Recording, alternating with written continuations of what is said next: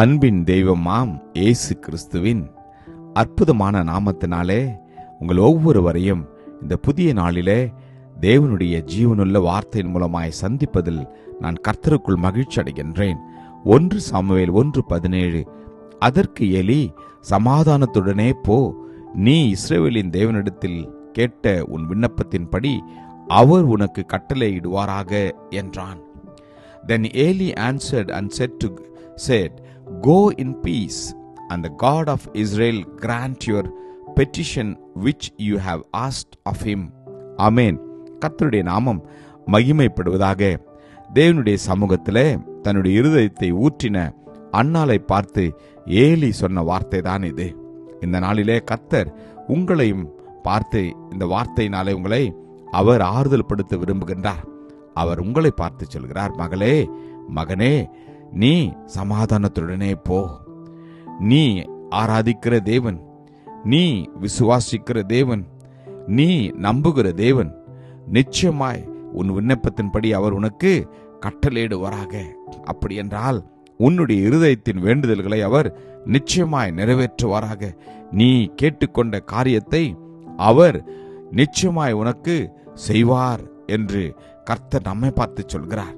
ஒருவேளை மாதங்கள் வருடங்கள் ஆகி இருக்கலாம். அநேக நாட்களாய் நீங்கள் ஏறெடுத்து கொண்ட ஜெபத்திற்கு இன்னும் பதில் வராமல் இருக்கலாம். கலங்க வேண்டாம், சோர்ந்து போக வேண்டாம். கர்த்தர் நிச்சயமாய் பதில் கொடுப்பார்.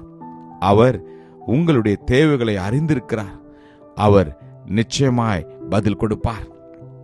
விண்ணப்பத்தை அறிந்து உதவுகிற தேவன் தான் நம் ஆண்டவர்.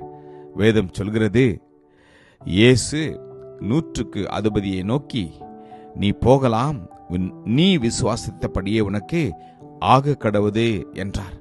அந்த நாழிகையிலே அவன் வேலைக்காரன் சொஸ்தமானான் என்று வேதம் சொல்கிறது. விசுவாசத்தை அறிந்து உதவுகிற கர்த்தர் நம்முடைய கர்த்தர். அது மாத்திரமல்ல, உங்களுடைய விருப்பத்தை அவர் அறிந்து உதவுகிற தேவன். அவர் உமது மன விருப்பத்தின்படியே உமக்கு தந்தருளி உமது ஆலோசனைகளை எல்லாம் நிறைவேற்றுவாராக என்று வேதம் சொல்கிறது. ஆம், இந்த நாளிலே இந்த வார்த்தைகளை நாம் முழுவதுமாக நம்புகின்ற போது கர்த்தர் நிச்சயமாய் நமக்கு அற்புதத்தை செய்வார். வியாதியை அறிந்து அவர் உதவுகிற தேவன். உங்கள் தேவனாகிய கர்த்தராகிய இயேசுவை நீங்கள் சேவிக்க கடவர்கள். அவர் உன் அப்பத்தையும் உன் தண்ணீரையும் ஆசீர்வதிப்பார். வியாதியை உன்னிலிருந்து விலக்குவேன் என்று கர்த்தர் இந்த நாளில் நம்மை பார்த்து சொல்கிறார்.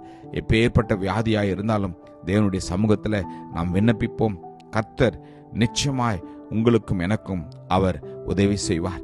வியாகுலத்தை அறிந்து உதவுகிற தேவன்.